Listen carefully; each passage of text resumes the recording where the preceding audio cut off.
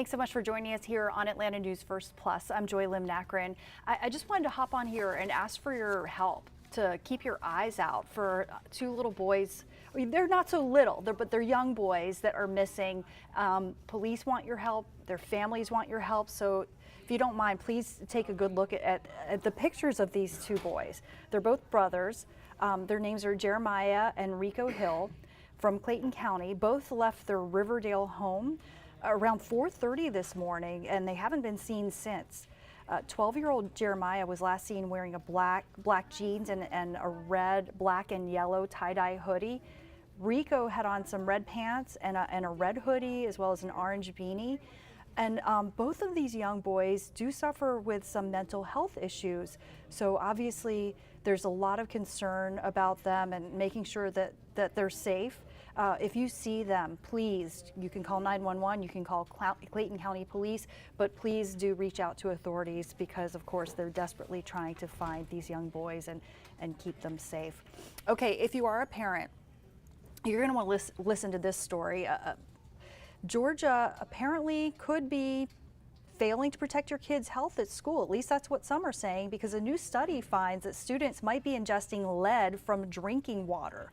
Drinking water was tested at schools nationwide, and Georgia scored an F in keeping kids safe from lead poisoning. According to a report from the Environment America Research and Policy, Georgia has no enforceable state laws or regulatory requirements to address lead in schools. This report is certainly very, very concerning for parents. Our Atlanta News First reporter, Rachel Aragon, is asking a lot of questions right now, trying to get some answers, trying to find out what's being done to change things and how our kids are going to be kept safe, if they are being kept safe. You can watch out for her story on our traditional broadcast, Atlanta News First, at 4 o'clock. Also want to talk about streetcars. MARTA's streetcar service is going to start back up again next week. But, you know, it's not without controversy. A planned expansion of the streetcar route is actually getting some pushback. Atlanta News First reporter Zach Summers has a closer look. It's a vibrant, exciting area to live. Fred Duncan loves the convenience of living just steps from the lively Atlanta Beltline. But he strongly opposes MARTA's plans to extend the streetcar through his neighborhood and onto the trail. It disrupts a historic area.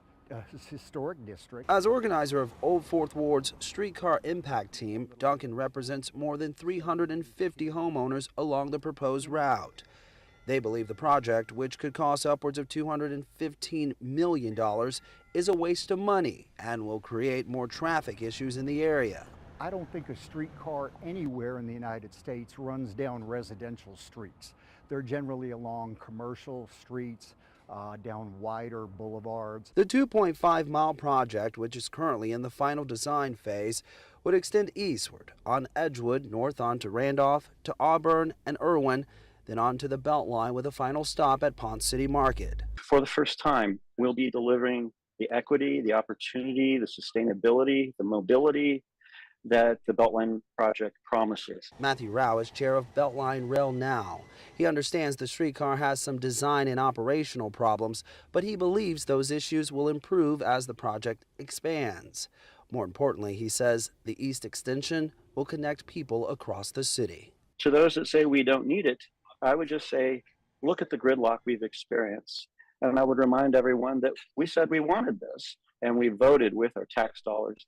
More MARTA has generated $500 million, and the money for this project is already there, set aside.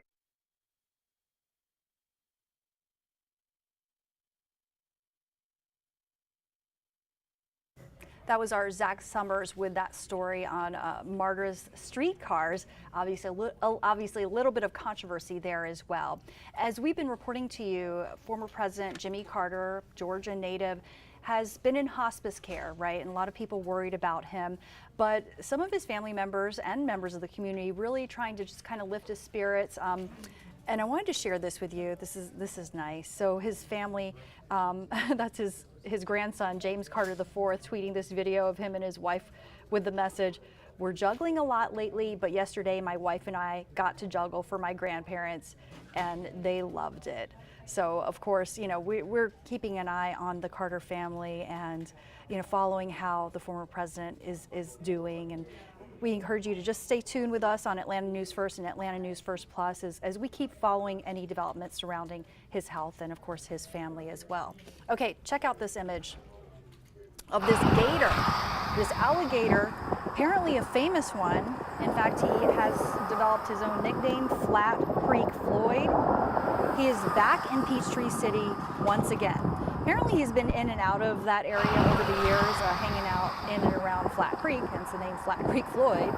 He's pretty popular, so much so that I guess there's been an issue over the years with people trying to take selfies with the alligator. It's not really a good idea. It's not safe. I regret that I have to tell you that.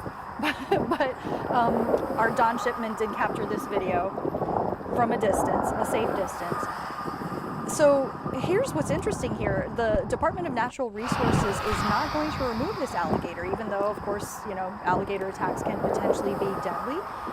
Basically, the rationale here seems to be if he's not bothering us, we're not going to bother him. So if he's not presenting a threat to the public, and the community clearly seems to be fascinated with this alligator, he's just going to stay exactly where he is and kind of live his life in Flat Creek as Flat Creek Floyd.